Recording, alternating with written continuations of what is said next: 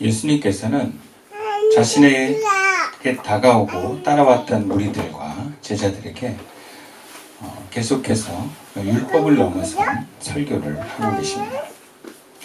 겉으로 드러나는 행동도 중요하지만 그 마음에서부터 하나님의 뜻에 맞는 마음을 가지라고 말씀하셨습니다. 형제를 죽이는 것 이상으로 욕하고 미워하는 것으로도 형제를 죽이는 것과 같은 죄다라고까지 말씀하셨습니다. 이것은 겉으로는 아닌 척하면서 속으로는 율법을 어긴 그런 바리새인들과 서기관들을 의식해서 하신 말씀입니다. 예수님께서는 하나님 나라 백성은 율법의 전문가이면서 그 율법을 최선을 다해 지키려는 바리새인과 서기관보다 나아야 한다고 말씀하셨습니다. 그 연장선에서 예수님은 자선을 행하는 행위에서도 바리새인들과 서기관들과는 달라야 한다라고 말씀하시면서 이제 기도 이야기를 하십니다. 기도는 구제이에서 바리새인의 대표적인 경건의 생활이었습니다. 바리새인들은 하루에 3번 기도하였고요. 회당과 성전에서 기도했습니다. 근데 기도하는 시간을 정해놨기 때문에 그 기도하는 시간에 외출 중이었다면 길가에서도 기도를 했었습니다.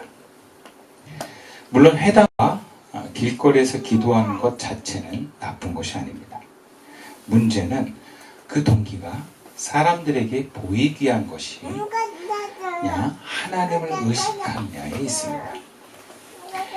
예수님은 사람을 의식해서 기도하는 바리새인들을 향해서 위선자다라고 말합니다. 본문 5절 말씀입니다. 또 너희는 기도할 때에 외식하는 자와 같이 하지 말라. 그들은 사람에게 보이려고 회당과 큰 거리 어귀에 서서 기도하기를 좋아하느니라. 내가 진실로 너에게 이르노니 그들은 자기 상을 이미 받았느니라. 그들은 사람들에게 보이려고 회당과 큰 길 모퉁이에 서서 기도하기를 좋아한다라고 말씀하셨습니다. 사람들에게 보이기 위한 기도라면 그것은 가증한 것이고, 길가에 서서 하는 기도라도 진정 주님을 의식한 것이라면 그것은 은밀한 기도가 될 것입니다. 그러시면서 예수님은 두 번째로 위선자들의 기도 내용을 지적하십니다. 7절 말씀입니다. 또 기도할 때에 이방인과 같이 중언부언하지 말라. 그들은 말을 많이 하여야 들으실 줄 생각하느니라. 중언부언함, 이것은 무의미한 말을 반복하는 것을 말합니다. 생각 없이 같은 말을 반복하는 것은 이방 종교 기도의 특색이라고 볼 수 있습니다. 당시 유대교에서는 쉐마나 카디시 그리고 쉐몬의 에스레 같은 기도문이 고정되어 있었습니다. 유대인들은 매일 이와 같은 기도문을 반복해서 암송했고, 일정한 기도의 시간이 차기까지 기도문을 계속 반복하고 도록 되어 있었습니다. 그러니까 하나의 기도문이 시간을 정해놓고 이게 조금 안 끝났으면 또 다시 시작을 하는 거예요. 그래서 계속 반복하는 거예요. 근데 이것이 이방인의 중언부언하는 기도와 같은 모습이 될 수 있다는 것입니다. 근데 이것은 같은 기도를 오랫동안 반복하지 말라는 이야기가 아닙니다. 주님께서도 같은 내용의 기도를 3번이나 반복했고, 바울도 그러했습니다. 불의한 재판관의 비유를 보면 오히려 같은 내용이 반복되도록 장려되어 있는 것 같습니다. 그러니까 중언부언에 있어서 예수님이 지적하는 건 반복의 문제가 아니라 진정한 열망이 없이 말만 반복하는 형식적인 기도를 금하신 것입니다. 기도문이라고 하더라도 거기에 진심을 담으면 문제가 없습니다.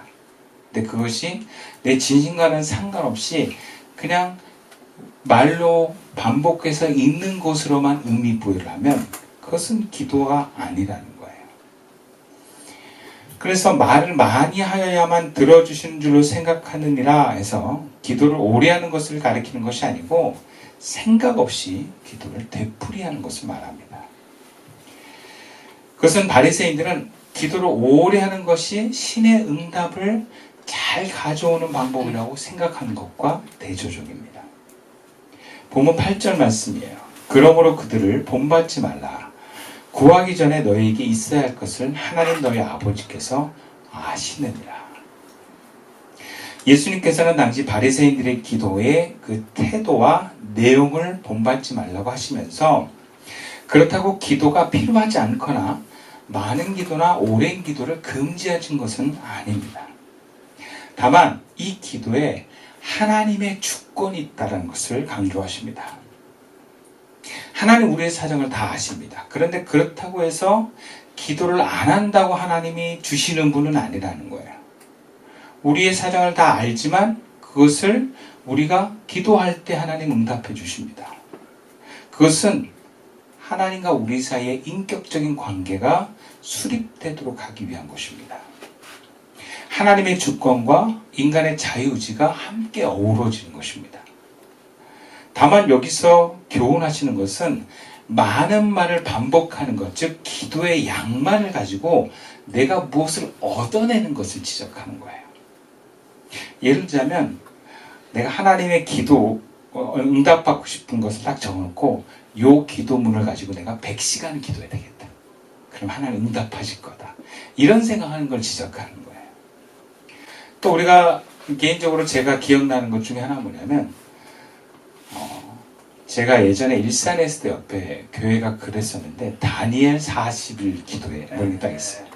그럼 40일 동안 하루에 3번씩 교회 와서 기도하는 거예요. 근데 목사님이 그 기도를 강조하실 때 무엇이라고 얘기하냐면 여러분 우리 40일 동안 하루에 3번씩 기도해서 저와 여러분의 기도가 응답될 것을 믿습니다. 그러니까 기도 제목을 가지고 내가 40일 동안 교회를 3번을 반복해서 꾸준히 가면 하나님 기도 들어줄 거다. 그러니까 뭔가 그 주권이 나한테 있는 거예요. 어떤 내 노력과 의지로 인해서 하나님께서 그걸 보고 감동하셔서 나에게 복을 내려주신 듯한 그런 형태의 기도는 이방인들도 한다는 거죠. 예수의 제자고 예수의 부름을 받은 너희들은 그렇게 기도하지 말라 라고 하신 것입니다. 그래서 어떻게 기도해야 되는가? 그것에 대한 말씀이 바로 9절부터 13절까지의 내용입니다. 먼저 예수님이 우리에게 알려주신 기도는 바리새인들과 어떤 차이가 있는가? 먼저 9절 말씀을 함께 읽어보겠습니다. 시작. 그러므로 너희는 이렇게 기도하라. 하늘에 계신 우리 아버지 이름이 거룩히 여김을 받으시오며 하늘에 계신 우리 아버지여라고 시작을 합니다. 먼저 예수님이 가르쳐주신 기도는 첫 번째 우리에 있습니다. 우리. 이것은 공동체의 하나됨입니다. 바리새인의 기도의 중심에는 나가 있습니다. 나. 개인이 있어요. 물론 민족도 이스라엘이라고 하는 그 민족, 유대 민족이라고 하는 것을 근간으로 하기도 하지만 예수님 당시에 지적하는 바리새인의 기도에는 나가 있었어요. 그래서 그것을 외식한다라고 하는 것입니다. 내가 다른 사람들의 어떤 칭찬과 존경을 받기를 원하는 그 개인의 마음이 기도의 중심에 있었습니다. 근데 예수님이 가르쳐준 기도의 중심은 내가 아니라 우리라고 하는 거예요. 우리. 우리에 기반해서 기도를 하는 것입니다. 이것은 개인의 욕구와 에고의 불안함에 기인하는 기도와 다른 방향성을 갖습니다. 위선자들의 기도와 같이 자기를 기반으로 하고 있으면 그 기도는 에고의 충족과 에고의 기대를 위한 기도 내용으로 들어갈 수밖에 없습니다. 에고가 두려우면 두렵지 않기를 위한 기도를 합니다. 에고가 외로우면 외롭지 않을 기도 제목으로 하나님 앞에 나아갑니다. 청년들 기도 내용 보면 이런 거 참 많아요. 주님, 저 오빠가 나를 바라보게 하옵소서. 저 자매가 나를 감동하게 하옵소서. 이런 기도문을 요청을 할 때가 있어요. 또 가정의 신방에 가서 기도문을 받아보면 어떤 가정의 불안함, 두려움, 또 가정의 소망을 갖고 하나님 앞에 기도 내용을 요청합니다. 이것은 어떻게 보면 나라고 하는, 나의 조금 더 확장된 우리 가족이라고 하는 그런 중심으로 에고의 만족과 두렵지 않으려고 하는 그 목적과 방향으로 기도하는 것입니다. 근데 예수님이 가르쳐주신 그 중심의 우리는 다릅니다.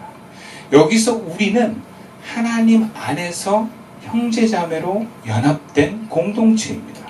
하나님이 묶어주신 공동체가 바로 우리입니다.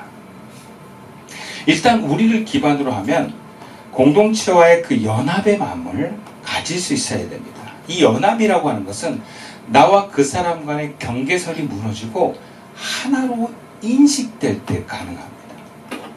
그리고 그 경계선은 가장 가까운 사람들에게서 점점 먼 데 있는 사람들까지 넓어질 수 있습니다. 그래서 여기서의 우리는 마태복음을 처음 읽는 마태 공동체를 기본으로 해서 하나님께서 감동하는 그 대상까지 다 포함을 한 그 우리라고 하는 영역이라고 보시면 됩니다. 그리고 그 우리는 하나님과 연결된 우리입니다. 내가 내 개인적인 욕심과 내 에고의 만족에 하나로 만드는 대상들도 있어요. 그게 어떤 욕심의 기반으로 하고 에고의 기반으로 한다면 그것은 기도로서의 우리는 아닙니다. 여기서 예수님이 함께 계시는 두세 사람이 내 이름으로 모인 그곳에 함께 있는 공동체로서의 우리다라는 것을 전제로 합니다. 그래서 예수님께서 우리에게 가르치는 기도는 나를 넘어가는 것입니다. 혈연가족과 에고의 연장선에 있는 그런 존재가 아니라 초대교회라고 하는 그 예수 이름으로 모인 공동체를 시작으로 오늘 우리에게 하나님이 부여한 직장이 될 수도 있고 또 예수 믿는 사람들의 가족이 될 수도 있고 교회가 될 수 있는 바로 그 공동체를 기반으로 하는 기도를 드리라고 하는 것입니다. 그리고 적어도 우리는 최소한 모든 성도는 교회라고 하는 공동체를 시작으로 기도할 수 있어야 합니다. 두 번째로 예수님이 우리에게 가르쳐주신 바리새인의 기도와의 차별성은 하나님과의 친밀함입니다. 그래서 하나님을 아버지라고 말합니다. 여러분, 하나님을 아버지라고 부르는 것은 당시 유대인으로서는 상상할 수 없습니다. 유대인에게 하나님은 우리가 감히 범접할 수 없는 하나님입니다. 그래서 그 하나님이 너무나 어렵고 무섭고 같이 할 수 없는 존재이기 때문에 그 이름을 쓰는 것마저도 모욕을 제기하고 아도나이라고 하는 가명을 써서 하나님을 표현할 정도였습니다. 하나님에 대한 이해가 전문가인 성인관들과 함께 그분에 대한 이해에 만약에 어긋나지 않게 다듬어서 기도문을 만들었는데 그 기도문이 뭔가 하나님을 친밀한 마음으로 기도문을 썼다면 그 기도는 잘못된 기도가 되는 거예요.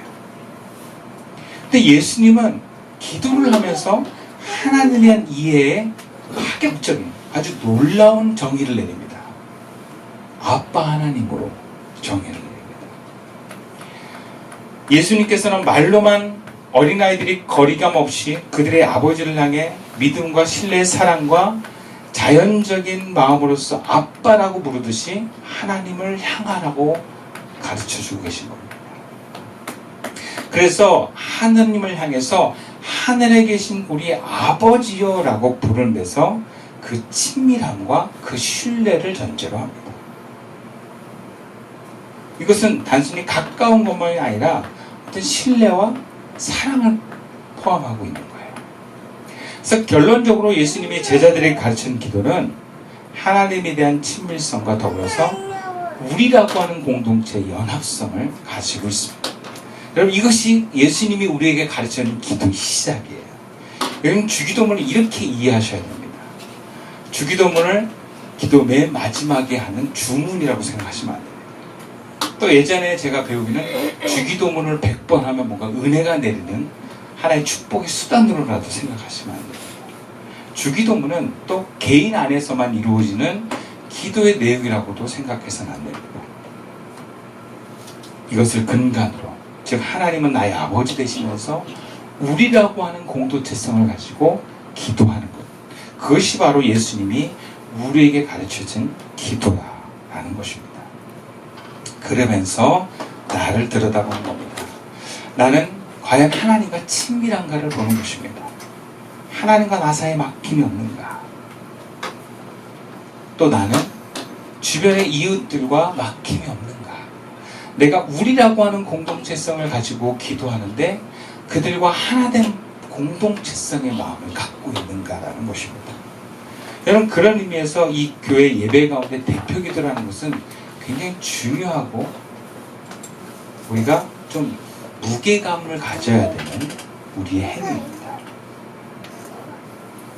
어떤 장황하고 멋있는 기도문이 아니고 또 그렇다고 하나님과 친하다는 이유로 뭔가 공동체성을 배제한 나 개인의 마음에 마치 그 사랑의 고백처럼 얘기하는 기도도 대표 기도에서는 지양돼야 되는 겁니다.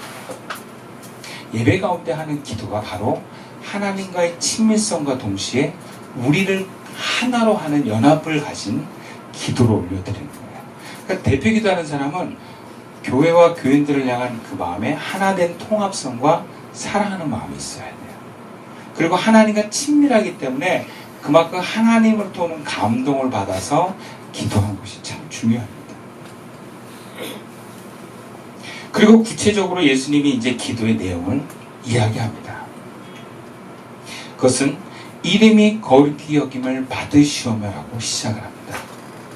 이것은 공동체의 거룩함을 회복하라는 것입니다. 정확히는 이름이 거룩히 여김을 받으시오면은 당신의 이름이 거룩함을 받으시오며라는 말입니다.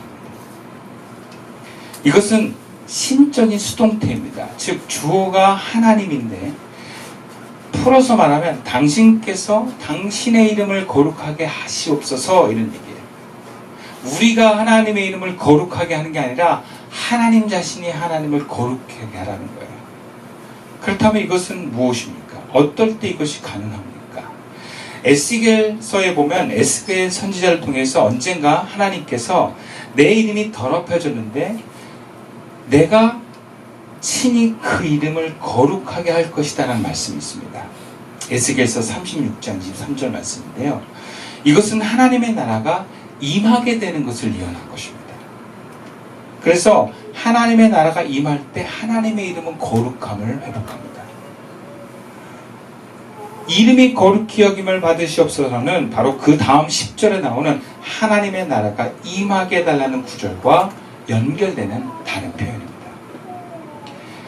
그래서 오늘 우리는 예수님을 통해서 이미 하나님의 나라가 임했기 때문에 결과적으로 성도들에게 또 공동체에 하나님의 이름이 거룩하게 되어지는 것을 포함하고 있습니다. 그래서 우리는 어떻게 기도합니까? 하나님, 공동체의 거룩함을 회복하기 위해서 임하시옵소서 라고 기도하는 것입니다. 우리가 예배를 드릴 때 무엇을 기도합니까?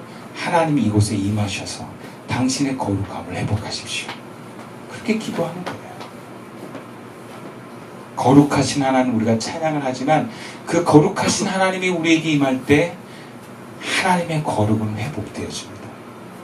그리고 그와 더불어서 우리도 거룩함을 회복하게 되는 줄로 믿습니다.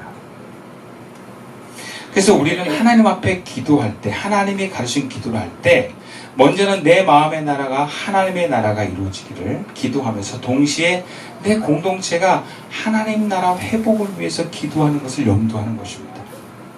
이것은 교회가 될 수도 있지만 가정이 될 수도 있습니다. 가정의 거룩함을 향해서 하나님께 기도하는 것입니다.